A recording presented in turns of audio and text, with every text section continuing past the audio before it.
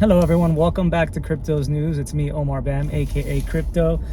So haven't done a driving video in a while, and unfortunately I had tossed away my stand, so I don't have you where I normally have you, but hopefully this is fine for this video. Even though we have a little bit of these beautiful sunlight rays, I hope they don't bother you. It's nice to do another consciousness stream while we go ahead and chat about what's going on in crypto today. So it's a big earnings day. We have Microsoft, Google coming in, Walmart, and other ones, and people were expecting that this was going to cause fear in the crypto market. I guess they would be right, but it wasn't, I don't think, for those reasons that we had a drop off today. Although of course I could be very wrong. We had a drop off today in across the board. So Bitcoin went down to 21,000 bucks. We had ETH fall to around 394 while I'm doing this video. I'm sorry, what did I say? 394? 1394. What am I saying? And so honestly, I don't think that's much of a big drop, although we have less of a drop for Bitcoin. Bitcoin was only down about 3%. We have Ethereum down about 7%, and alts down more, really, relative to Bitcoin. And the reason for that is primarily driven around the biggest fear that is happening right now, which is fear that the SEC is beginning to regulate more of these tokens, and that Bitcoin may be the only token that we can be sure of, at least in the eyes of the Security and Exchange Commission here in the United States, is not a security. So if everything else is a security, that means that many of these exchanges that we use, such as Coinbase, Kraken, and others, they are, if these other tokens are securities, and they are dealing in unregistered securities, and that is a big no-no. So that caused Coinbase stock to drop 20% today. A lot of fears around the 9 tokens that they have listed on their exchange, which may be securities, according to this I don't know if it's true or not. We're hearing from sources that the SEC did file a complaint that Coinbase was filing these listing these unregistered securities, although Coinbase has said that they're extremely diligent and careful to not just list anything. It seems that according to the SEC, they might have slipped and not been as rigorous with some of these tokens, and therefore they may be held liable for it. And this could apply to many other exchanges, many other cryptos. And so this fear that the SEC is coming with this new attack on cryptos is pervading the space, or perhaps fear that Ethereum may be more likely to be a security, for example, once it moves to proof of stake, when the merge happens, which is expected to happen around September 19th. And so if Ethereum is seen as a security, that could obviously impact its listing for US customers across many exchanges, and therefore slow down liquidity, and that could impact the token price. That's some of the big fears that are happening right now. Personally, I don't really hold much to Ethereum, to that fear for Ethereum, for the record, because Ethereum may have been sold as a security, but it's most certainly is unlikely to be a security today, even if it moves to proof of stake. Especially, I mean, even in that case, for example, not everyone is entitled to get benefits from some sort of central enterprise that is pumping and promoting this thing. Really, it's a decentralized ecosystem at this point. And unless you're a staker, you're not really getting any rewards anyway. So it's not some sort of dividend generating asset in and of itself without you treating it as such. So just like Brian Armstrong, CEO of Coinbase, has been saying, cryptos are really in a class all their own, and trying to apply existing securities laws to these things is not the proper approach. So you have Brian Armstrong, Emily Choi, members of Coinbase, actually at the White House today, or actually not at the White House, they were in DC talking to different lawmakers, they were saying, who seem to be quite positive in how they're viewing cryptocurrencies, or at least that's what we're hearing, that I guess they're trying to incept in their brains positive things about the crypto industry, you know, obviously in a huge effort to help their own business as well, because of this fear that they may be trading securities and so on this platform. But again, Coinbase says that they are positive due to the rigorousness, that they are not listing anything. What might be hurting them is that we've had tweets, for example, from Brian Armstrong in the past, saying that they are seeking to list every asset as allowed by jurisdiction that is available. In other words, they're trying to list as many tokens as possible, and this, according to some sources I've seen on the mainstream, this is what really recently tipped the SEC off that they should be scrutinizing Coinbase even closer if they're trying to list so many assets. And so I think that's what's primarily driving this. I'm seeing concerns, but these have been concerns in the past as well that have not done much. And so I'm not really gonna put too much weight on them. I think that the industry has grown way too much, and there are a lot of, it's going to be difficult for them to, first of all, prove everything is a security. They have to do different lawsuits for every individual one. That's going to cost a considerable amount of staff, funding, and time for the SEC to pursue.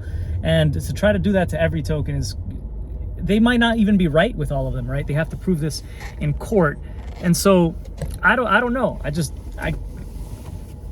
I'm not personally going to be too scared as you're seeing with others. The other bit of fear is around the Federal Reserve and what they might do tomorrow. I think the market, for the most part, has decided it's going to be a 75 basis point hike, not a 1% hike, so a 100 basis point hike. And so I think if we get something a little bit more aggressive wording, that kind of thing is what's really scaring markets right now.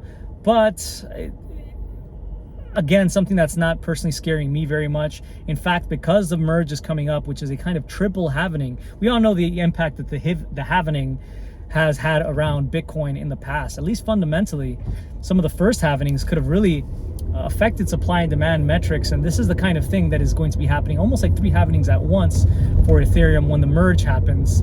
A lot of supply getting locked up, a lot less issuance taking place, maybe even going negative. And the fact that we don't have an FOMC meeting, so a Federal Reserve meeting, after this coming one this week, tomorrow, it started today, but really tomorrow's when the public, we get to hear about what's going on. But there is going to be no meeting in August, and there's not going to be a meeting until, I believe it's September 20th. And if we get the merge happening on September 19th, then I think we have a huge opportunity between now, when we just got this sell-off, till when we get the next meeting at least, and see what's happening with inflation between then and whatever. I think we have the opportunity till the merge to get a huge run-up in price, maybe one of the biggest we've had in Ethereum, depending, of course, I think, on risk appetite. There is just less money from retail investors sloshing around. But again, us average people, we don't hold most of the wealth in the real world. All the money that's been printed, M2, most people don't have that. The wealthier just seem to get wealthier, and capital chases capital. So if that capital decides that Ethereum, and we're hearing more and more about Ethereum being the spot, starts to chase Ethereum in the next 2 months, maybe they're waiting on the sidelines as we speak. Maybe that's why I saw, honestly, a lot of buying taking place today. It looks like the price wanted to drop off. I know, like, Colin Talks Crypto on YouTube had been pointing out this head and shoulders like pattern that could have taken us even lower, but frankly, a lot of buying came in. That's a good sign to me that there is a lot of interest in picking these Ethereums. And so I think it could actually be a huge opportunity. But again, just do your own diligence. Don't trade based off anything that you hear here ever. And trade safely, of course, for yourself. Be cautious out there. No one really knows what's going on. Me, absolutely included. So that's pretty much the main thing. I did want to also remark that apparently, I just thought it was funny news, that James Howell, the guy who's been looking for a Bitcoin hard drive for about a decade, he had lost, $167 million worth of Bitcoin, about 8,000 Bitcoin he lost in a hardware wallet, and he is in the UK trying to petition his town to search the local dump in order to recover that Bitcoin hard drive that has access to his Bitcoin anyway. I think it might have the private key in there. And so that's been a development that I've been following over the years on the show. And the latest and the last update that we had heard was that the government, no way, no how, was interested in letting him scour this landfill So what we're hearing now is that he's trying to raise $11 million, and apparently about 2 people in Europe, 2 venture capitalists have already signed on to the deal.